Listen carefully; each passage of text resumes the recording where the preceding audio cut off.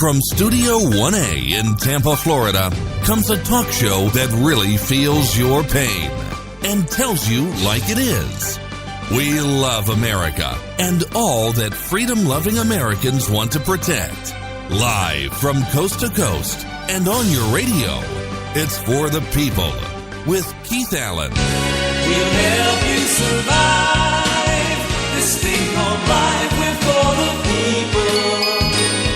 Whatever your source of stress or strife, for the people is there. Hello, Mr. and Mrs. America. I am Keith Allen, and proudly welcoming you to this Friday's edition of For the People on June 29th, 2018. The unthinkable, once again, has taken place, if you haven't heard, about the deadly killing at the Capital Gazette. And in defiance of 5 people mowed down doing what they love most, they decided that they're going to go ahead and put out a paper today. And, hear what a reporter said yesterday. I can tell you this. After Thursday's deadly rampage, we are putting out a damn paper tomorrow. The staffers at the Capital Gazette have put out a Friday edition, as promised, just the day after 5 of their colleagues were slain in the paper's Annapolis, Maryland newsroom. And this is how the paper read this morning. 5 shot dead at the Capitol in big, bold black letters with 10 staffers on the byline. And photos of the 5 staffers who were killed appear across the top. First of all, our hearts go out to the community of Annapolis, to the Capital Gazette, for those that have paid the ultimate price for the freedom of speech. No one, whether you're a Republican or a Democrat or an independent, it doesn't matter. No one deserves to be killed in cold blood like that.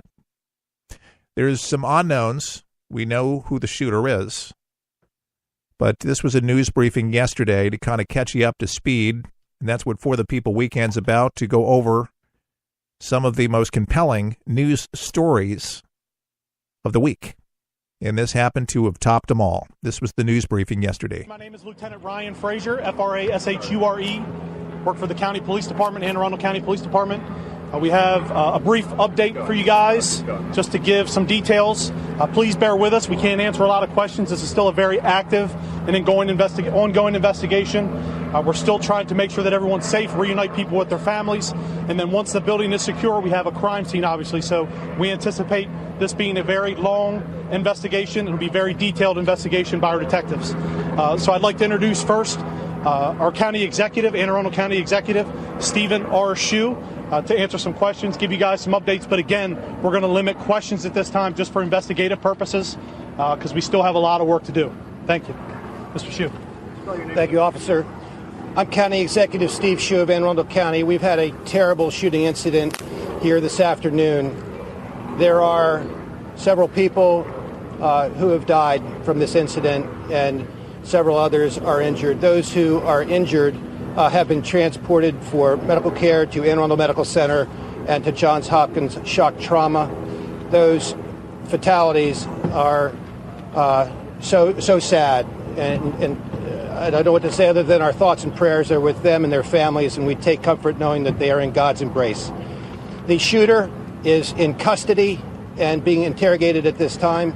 I want to commend the public safety professionals who were very quick to the scene here within about 60 seconds.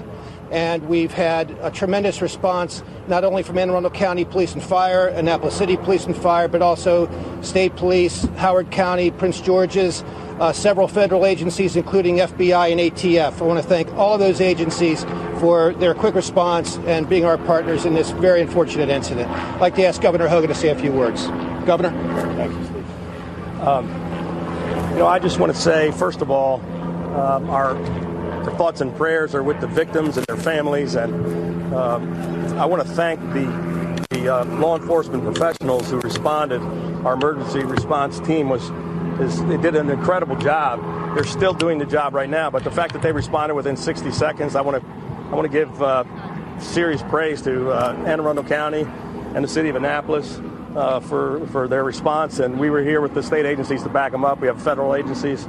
It's a tragic situation. We don't have all the information yet, and we can't give all the information yet because it's an active crime scene and investigation. But we have had several fatalities and several people there in the hospital, and we'll just leave it to the professionals to continue their ongoing investigation. Lieutenant, I know you said it's early, but can you talk about the number of fatalities in any way? Is it more than 2 or other? Can you tell us at least any kind of numbers you know of now? I'm going to take this opportunity to introduce our acting chief, Bill Cramph. He'll answer some questions, but again, please, it'll be very brief. We want to make sure that the information we put out is accurate. So, there's a lot of people involved here, so we want to make sure that information is accurate. And we don't want to say anything that'll ruin the investigation. So the suspect is still being interviewed by detectives. But again, I'll introduce our acting chief, William Cramph. Good afternoon. As you can see, this is a very fluid scene. You can see that we have over 10 plus allied agencies assisting with Anne Arundel County Police. The investigation has just started. So as Ryan has said, we're going to be quite a while determining what occurred, why it occurred, and how it occurred. But as the governor mentioned, we were here quickly. We came into the building very quickly. We received a call as an active shooter. We do have fatalities and we do have serious injuries. We also have many witnesses that are being interviewed, and we have an area over by Lord and Taylor that the witnesses can reunite with their families. We are asking them to contact their families so that they can come and assist them with getting home safely. As Ryan mentioned before, our Criminal Investigation Division has one person in custody.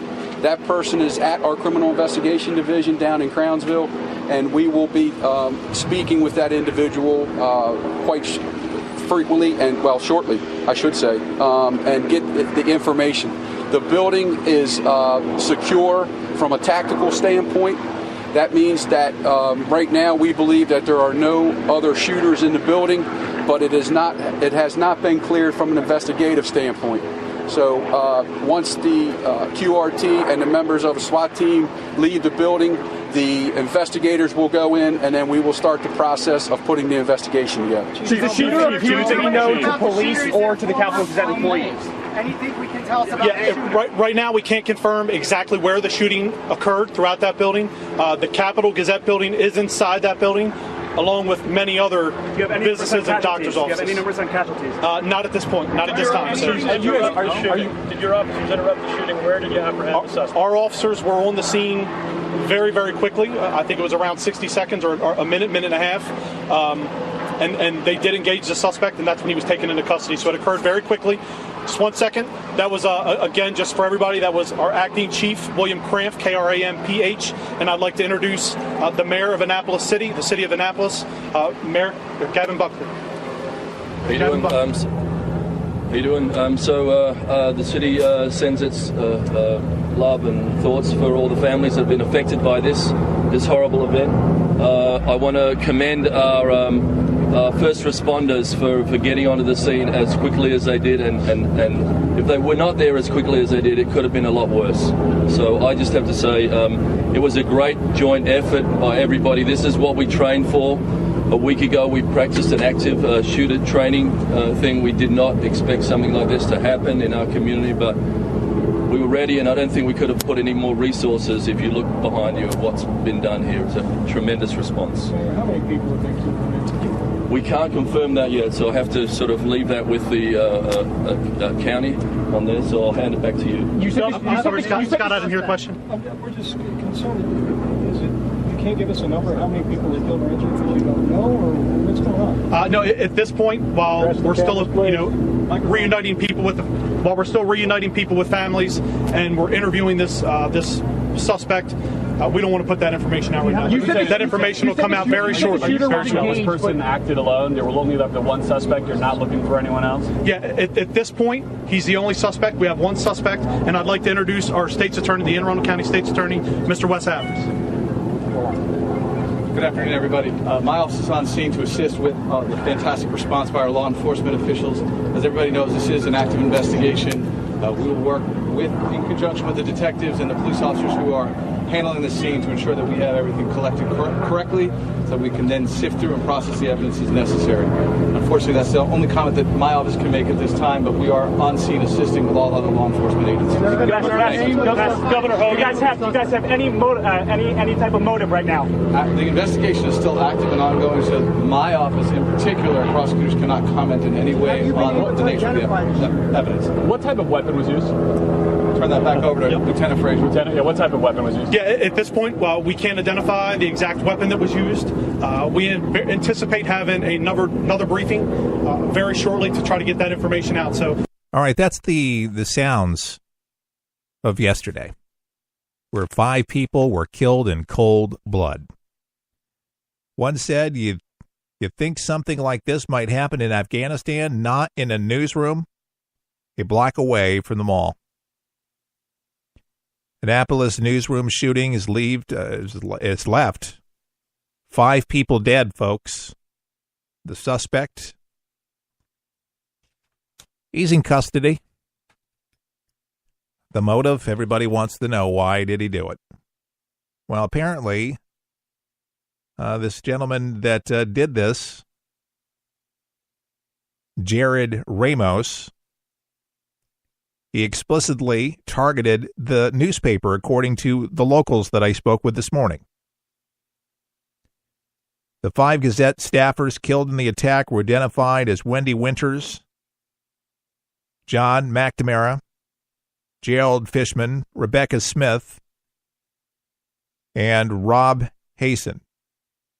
Winters was the special publications editor. McNamara was a writer. Fishman was editorial page editor. Smith was a sales assistant. Hassan was a assistant editor and the columnist for the Gazette. The surviving members of the paper's staff said there was no hesitation about whether to produce a Friday edition, and they did. And I gotta commend them. I gotta tell you, I don't know if I would be able to pull together. Some would say that's being professional. It is, but you got feelings too. These people were your friend, they were your colleagues, but they were family. And this just absolutely breaks my heart. Looking into the story, it looks like this Ramos character had a beef with the paper. It seems like there always is a motive. He didn't just decide to walk into the newsroom and open fire. There was a history, and it went back to, apparently, at least back to 2011. And we'll talk more on that in just a moment. But a reporter for the Capital Gazette recounted his terrifying experience, and he did this from the newsroom yesterday under his desk in Annapolis, Maryland. Phil Davis, who usually covers courts and crimes for the paper in Maryland's capital city, said that, again, he was under his desk during the entire ordeal. And hard to believe, but he shared his account via Twitter as he was waiting to be interviewed by the police department. A single shooter shot multiple people at my office, Davis tweeted, some who are dead. Davis said the gunman, later identified as Jared W. Ramos, shot through a glass door to the office. There is nothing more terrifying than hearing multiple shots get shot while you're under the desk and then hear the gunman reload. He also gave the public a glimpse of his feelings. You want to know how I feel? Davis tweeted. Feel like 5 of my coworkers are dead, and the sovereignty of several others will forever be compromised because they are now only survivors.